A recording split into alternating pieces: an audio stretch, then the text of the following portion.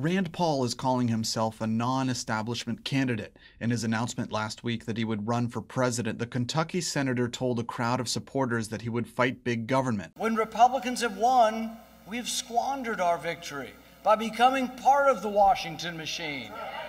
That's not who I am.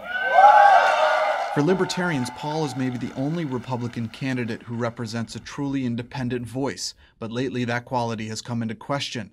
Paul, who branded himself in the 2010 Tea Party wave as a non-interventionist, has ramped up the language of war. He's been vocal about addressing the dangers of the Islamic State.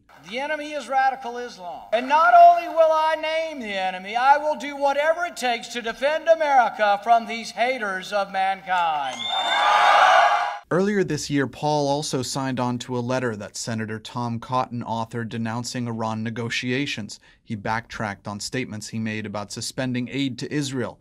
And once a strong critic of military spending, Paul now proposes increasing the Pentagon's budget by almost $200 billion over the course of 2 years. That's a disappointing development for libertarian journalist and editor of Reason.com, Nick Gillespie, who says that a more hawkish Republican base shouldn't stray Rand Paul from his core message. The real question is whether or not, do we need to be spending over $600 billion a year on defense, especially as we wind down 2 major wars? The older Rand Paul, the original Rand Paul, would have said no. The newer Rand Paul seems willing to kind of talk through that a little bit more. And that is problematic from a libertarian point of view. In a Pew poll from last year, researchers found that within a period of just 9 months, Republican voters had swung back to a much more hawkish position. That change in sentiment is due in large part to the rise of the Islamic State, as well as Russia's actions in Ukraine.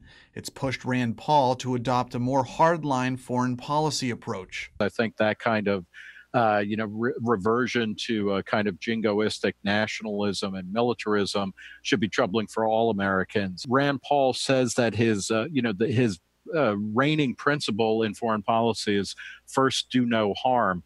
And I think to the extent that he really kind of thinks that through and recovers that sensibility, it will not only set him apart from people like Marco Rubio and Ted Cruz, who are very much of a kind of neocon bent when it comes to bombing foreign countries and invading them, but it will start the type of conversation that the country really needs. When Gillespie interviewed Paul a year ago at the Reboot conference in San Francisco, the senator criticized the Republican habit of increasing military spending. Is it going to be hard to untangle the military-industrial complex that Eisenhower and other people warned about? You can't write unlimited checks because you'll bankrupt the country. So really, I think believing in responsible spending, even for military, is a strong national defense position. And in 2008, when Rand Paul's father, Ron Paul, was running for president, Paul told The Real News that he and his father had more in common with the progressive Democrat Dennis Kucinich than with any other Republican that supported the wars in Iraq and Afghanistan. I think we put all my dad's supporters in a room with Dennis Kucinich supporters, and I think they'd be drinking beer and having a good time.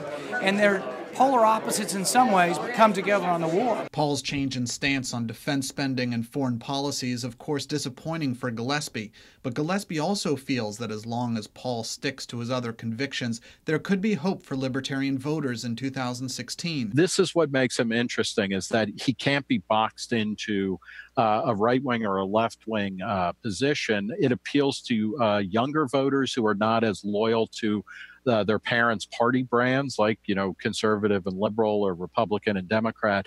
And I think the real challenge for Rand Paul is to be true to that message rather than thinking he can gain momentary votes by going into a conventional Republican conservative mindset. For The Real News, Thomas Hedges, Washington.